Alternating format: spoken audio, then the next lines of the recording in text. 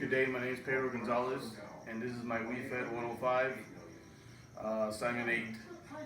And today's lesson plan is how to change and inspect a skill saw blade, how to change a blade, and how to inspect the tool for security reasons or any kind of safety features or any mishaps.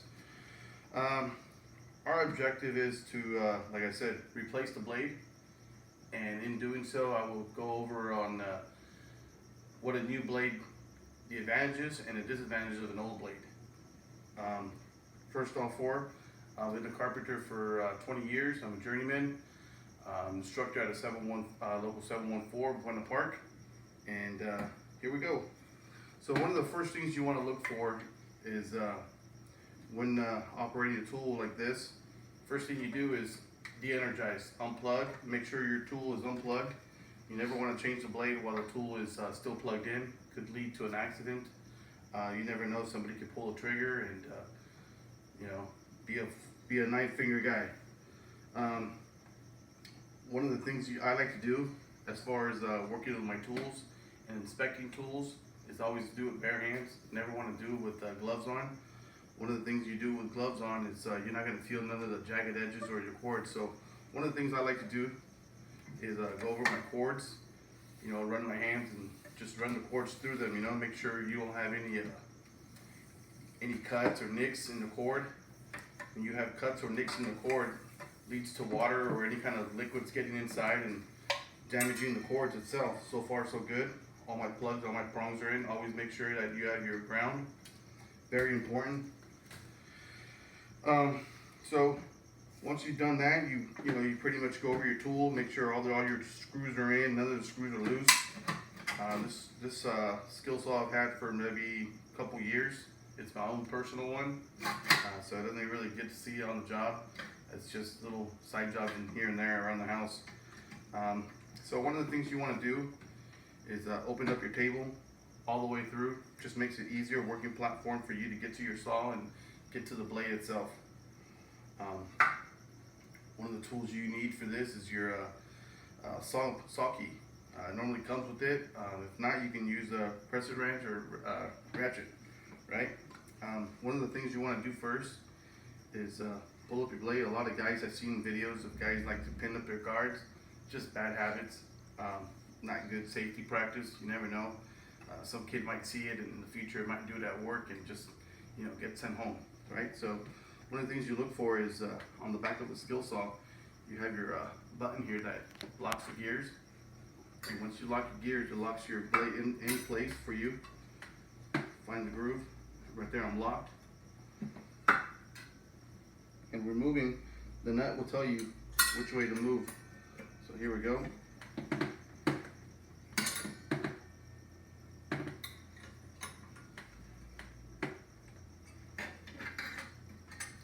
One of the things I found out at first, when I first started in this industry, is never over tighten these blades. These saws have a clutch in them. They have a built-in clutch, so when cutting and your saw binds, your blade will spin. And to say if you're cutting something and you have an old dull blade and it jams up, your motor still runs, but your blades has a clutch to it where it goes in. Next thing you want to do is after removing the old blade, get your new blade. Most blades come with a little notch inside of it. I already removed it for a different kind of saws. Obviously, my saw takes the diamond cut in the middle. And make sure you always insert your blade the correct way and the way it spins. I've seen it on a job where guys have installed blades backwards and they go to cut and the blade just smokes, right? Always make sure you install it and you have the proper blade for the proper job you're cutting. You can have, and they have a lot of blades for this kind of tool, anywhere from cutting concrete, metal pipes, metal, wood, fine woods, finished woods. Just depends what kind of wood. Right here I'm going with 24 teeth. Real common for just typical rough framing around the house. Like I said, when you're installing, make sure you install correctly and which way the blade goes through. Obviously, There we go, intact. Put back your washer and your nut.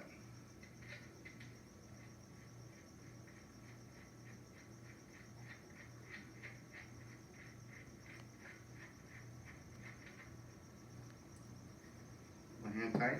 Once you've done that, you gotta make sure that you lock it back up again with the key, with the lock in the back. There we go. And just give it a nice little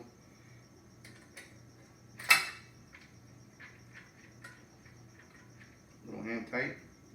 Like I said, you don't want to over tighten this thing. Once you over tighten it, your clutch won't work. It's just a little snug, and there you go on how to replace a blade. Pretty simple. Like I said, I was going to go over some of the disadvantages of using old blades, especially when you're missing teeth or you've hit something. Sometimes you may be cutting through plywood or some material still has nails or screws in it, and you'll hit it, you'll feel it, you'll hear it. The disadvantage is you don't have clean cuts, right? You don't have clean cuts. You'll have splinter cuts at the end, and it's a real bindy as far as cutting. That's something you don't want to do. What it does is have your saw kick back on you, and that's the last thing we need out in the field. Saw's kicking back. Saw kicking back is just causes real big accidents, especially when you're holding your material and cutting. And one of the advantages of using clean blades is smooth cuts, easy. There's not a lot of friction. One thing I used to do in the field a lot, when I used to cut a lot, I would rub wax on my blades before going to work. Just real smooth. I put wax on my table. It glides really good. So my summary for this is one of the things, like I said, first thing you do is check all your little mechanisms, make sure everything's intact, nothing's loose, nothing's rattling. Your skill saw should be, no loose screws, no loose bolts. Check your cords. Cords are very, very important as far as keeping on the job. You can get sent home or have a safety coordinator come and tell you something for having a nick or a cut on your cords. Check your plugs, check your table, check everything, right? Removing your blade, the lock, and everything else. And there you go. Good installed blade, good to go, ready for the job. Thank you. Have a good day.